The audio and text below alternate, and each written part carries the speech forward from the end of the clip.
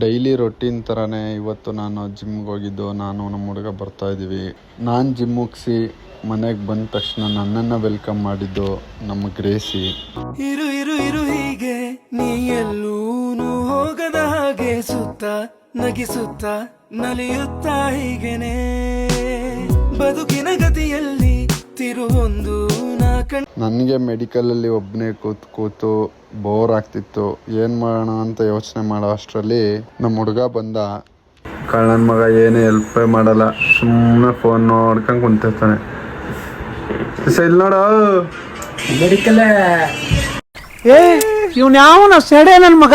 ನೋಡಿ ಫ್ರೆಂಡ್ಸ್, ಹುಡುಗಿರೆಲ್ಲ ಎಷ್ಟು ನೀಟಾಗಿ ಲೈನಾಗಿ ಹೋಗ್ತಾ ಇದ್ದಾರೆ.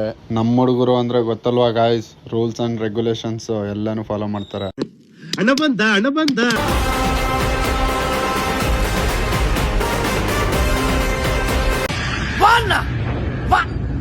ನಮ್ಮ ಹುಡುಗ ಬಂದು ನನ್ನ ವಿಡಿಯೋಗೊಂದು ಹಾಯ್ ಮಾಡಿ, ಯಾರು ಫೋನ್ ಮಾಡಿಲ್ಲ ಅಂದ್ರೂ ಫೋನ್ ಹಿಡ್ಕೊಂಡು ಹೊರಟೋದ.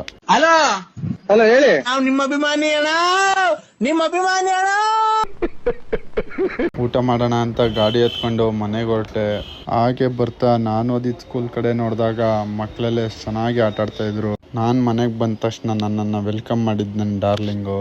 ಬಂದ ಬಡ್ಡಿ ಮಗ ಒಂದು ಬಿಸ್ಕೆಟ್ ತಂದಿಲ್ಲ, ಏನಿಲ್ಲ ಜಿಪ್ಪಿಂದ. ಮತ್ತೆ ಊಟ ಮುಗಿಸಿ ನಮ್ಮ ಮೆಡಿಕಲ್ ಕಡೆಗೆ ಬಂದೆ. ಈ ನನ್ನ ಮಕ್ಕಳಿಗೆ ತಿಂದ್ಬಿಟ್ಟು ಮನೇಲಿ ಬೇರೆ ಏನ್ ಕೆಲಸ ಇರಲ್ಲ, ಇಲ್ಲಿ ಬಂದು ನಿಂತ್ಕೊಂಡು ಹೋಗೋ ಬರೋರ್ನೆಲ್ಲ ತರಲೆ ಮಾಡ್ಕೊಂಡು ಪೋಸ್ ಕೊಡ್ತಿರ್ತಾರೆ ಬಡ್ಡಿ ಮಕ್ಕಳು. ಹಣ ಬಂದ ಮೆಡಿಕಲ್ ಇರ್ಬೇಕಾದ್ರೆ KIB ಅವ್ರು ಬಂದು ನನ್ನ ಮಾತಾಡ್ಸಿ ಹೋದ್ರು. ATM ಅಲ್ಲಿ ಕ್ಯಾಶ್ ನಾನು ಡ್ರಾ ಮಾಡಕ್ಕೆ ಹೋದಾಗ ಇವ್ರು ನನಗೆ ಪರಿಚಯ ಆದ್ರು. ಅಂದ್ರೆ ಇವ್ರು ಕ್ಯಾಶ್ ಡ್ರಾ ಮಾಡಕ್ ಬಂದ್ರು, ನಾನು ಕ್ಯಾಶ್ ಹಾಕಕ್ ಬಂದಿದ್ದೆ. ನನಗೆ ಇವರು ಒಂದು ATM ಅಲ್ಲಿ ಸಿಕ್ಕಿದ್ದು. ಬರ್ತಾಳೆ ಮಗ, ಅದೇ ಹೆಂಗೋ ಬರ್ತಾಳೆ.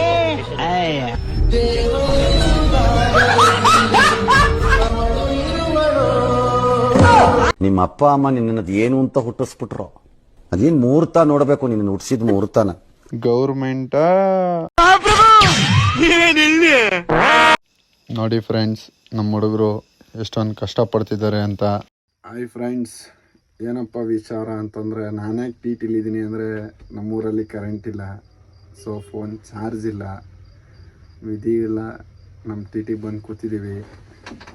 ನೋಡಿ ಒಂದ್ಸಲಿ TT ನೋಡಿ ನೀವೇ ಹೆಂಗಿದೆ ಅಂತ.